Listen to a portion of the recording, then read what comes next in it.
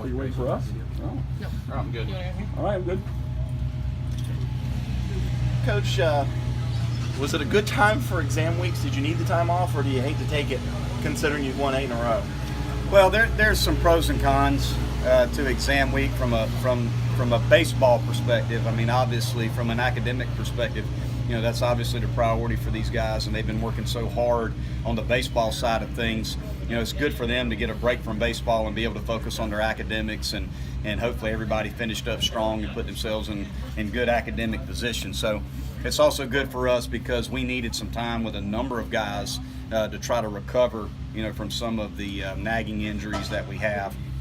So it's good to try to get our guys some recovery time, and also our pitchers. If you look over the last 2 weekends, we've really used our bullpen a lot. So, a few days off to be able to give those guys time to put the ball down and just let their arms recover a little bit is a good thing. Now, we've only got 2 days, basically 2 practice days to get ready for one of the best programs in the country in Florida State. So that's probably the part that is the toughest for me as the coach, is we've got to get a lot done in the next 2 days in preparation for a great ball club. How much do you pay attention to projections and RPI and that kind of stuff, and how much can this series help you as far as trying to host or maybe get a national seed? I think the worst thing you can do is look at all that stuff, quite frankly. I think we all know that Florida State's an outstanding ball club.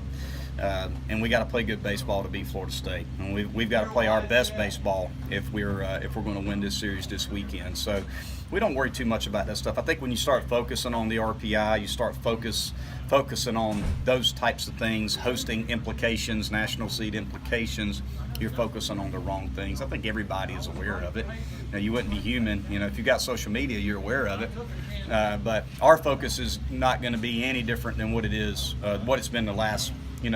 Really all season, especially the last couple of weeks, because we've had a couple of really good weeks. So right now my biggest job is to try to stay out of the way and just be consistent with what we've been doing week in and week out here lately. And, hopefully that'll be enough for us to play, again, our best baseball this weekend. Here and Cromie, expect those guys to be 100%. Anybody else that you don't expect to go? Cromwell, we expect to be 100% and ready to go. We're actually going to enter squad today. We're going to throw some guys that need some work on the mound and get some at-bats. And, Kier's still a question mark. We're not quite sure if he's going to be ready or not. Today and tomorrow will be a good indicator of whether he'll be ready this weekend. I would say he is questionable for the weekend right now. Coach, don't imagine you'd like to have 6 days off riding an 8-game winning streak, but how advantageous is that for your pitchers going into a big series like this? Well, it's good because we've taxed our bullpen. If you look at our starts over the last couple of weeks, we typically get about 5 innings out of our starters on average. If we get into the 6th, that's pretty good, and then we have to turn to the bullpen. But we turn to the bullpen because that's our strength. Being able to use guys like Strider and Ryan Miller, Carson Spires, and Riley Gilliam, when you can use those 4 guys out of the pen and stretch those guys, it's not like they're 1-inning guys either.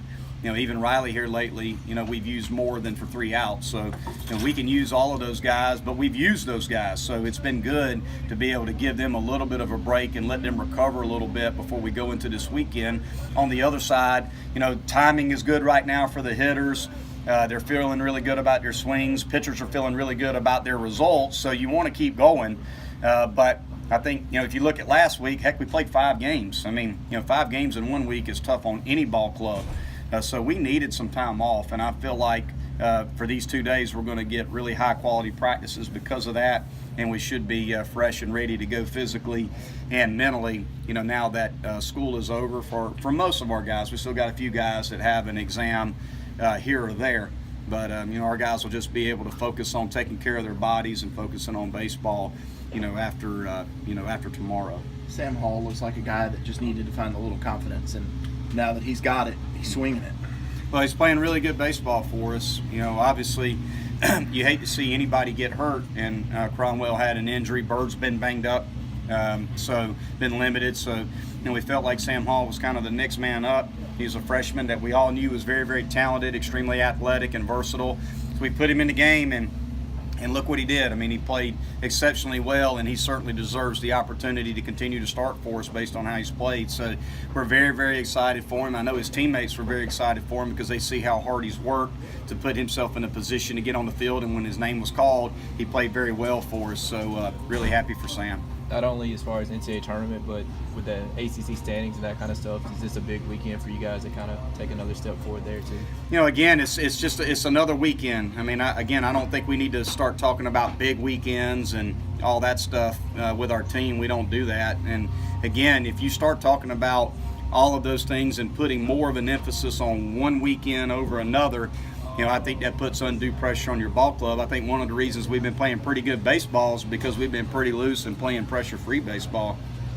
And our guys have been very poised and calm and relaxed in the dugout with good energy. And, you know, we want to just stay as consistent with that as we possibly can right now and not put any more of an emphasis on this weekend. This weekend's not going to make or break us one way or the other. You know, last time I checked, you know, we still got games after this weekend. We still got the ACC tournament and then the postseason. So, again, it's just about being consistent with how we prepared the last couple of weeks. It's worked. We're going to try to stay with the same routine and hopefully put our guys in a position to be successful this weekend. What do you think of the job Mike Martin's doing at Florida State? Well, he's had 38 consecutive seasons where he's won 40-plus games. So he's the best college baseball coach, in my opinion. We were just talking about it in there. And there's a lot of guys that are on that, Mount Rushmore, so to speak, of college baseball coaches. You got Augie Garrido, God bless his soul. You got Skip Bertman. You got Rod Dado. Mike Martin has definitely got to be on that. I mean, Mike Martin, 38 consecutive 40-win seasons, and we know he's going to get there again this year. I mean, just history is going to tell you that he's going to do it. You know, the least amount of wins he's had in the season as a head coach is 41 in 2016. So he's the best of the best. He's going to go down, in my opinion, as the best college baseball coach in the history of the game because of his consistency. So I have a lot of respect for him, and I have a great relationship with him, talk to him on a fairly regular basis.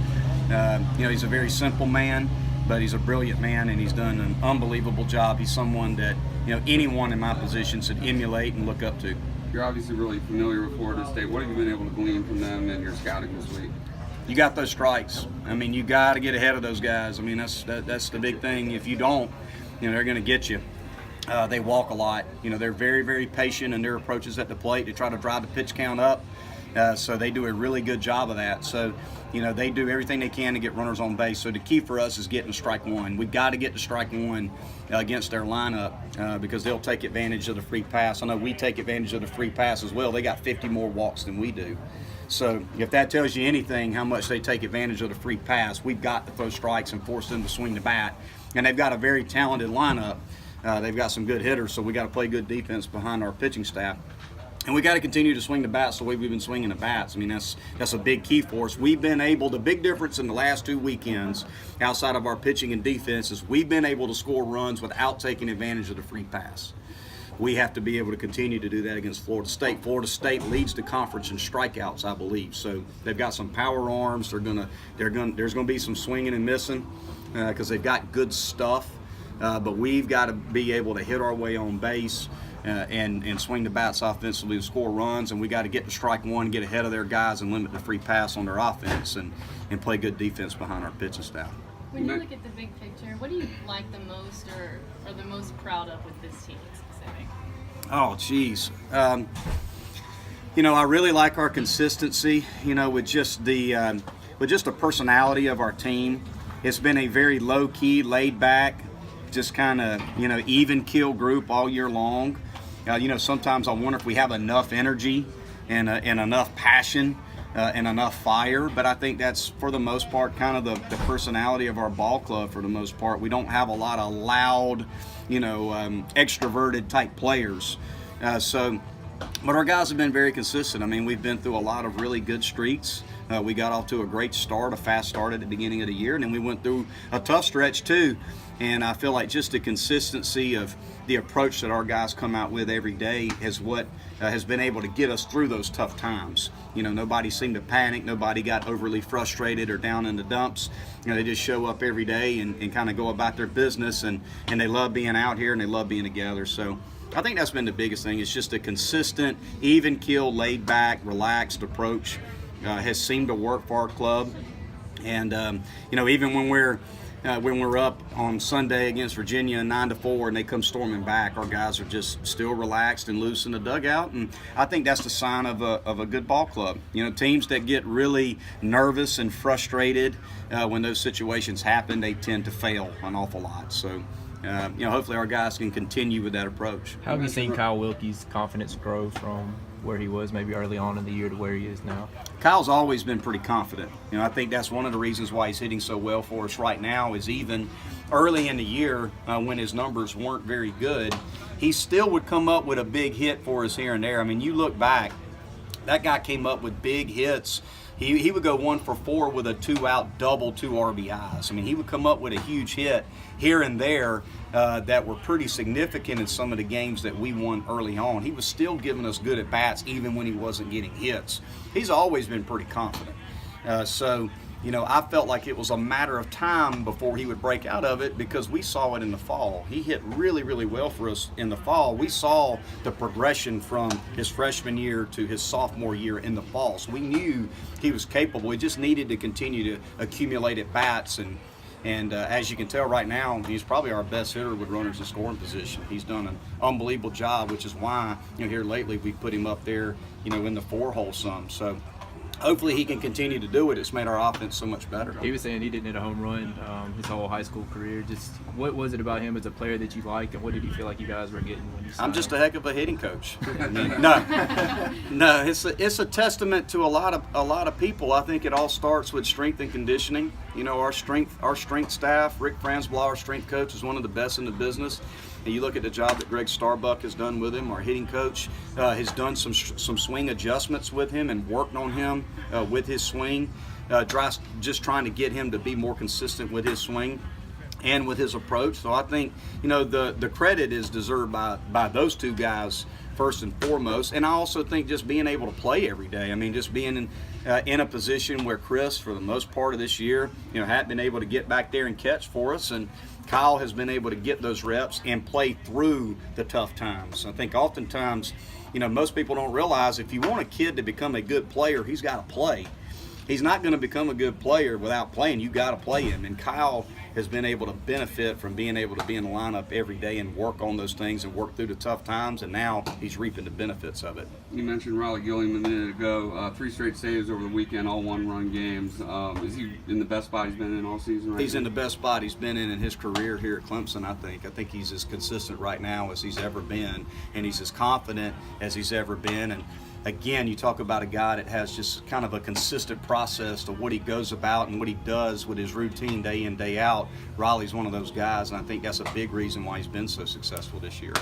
Going back to Kyle for a minute, when he was in high school, what kind of player did you feel like you guys were getting when you signed him? We felt like we were getting a guy that could really catch and throw. That's what we saw when we recruited him. He was a kid out of Georgia. When I didn't even really get to see him. I had just gotten a job here. Bradley had recruited him. Bradley LaCroix had seen him play. He played in a really good program in the East Cobb area, and felt like he was one of the better catch and throw guys in the state of Georgia. So we felt like we were getting a guy that was a defense first guy. Again, it just shows, what our coaching staff has been able to do when it comes to development with him as a hitter.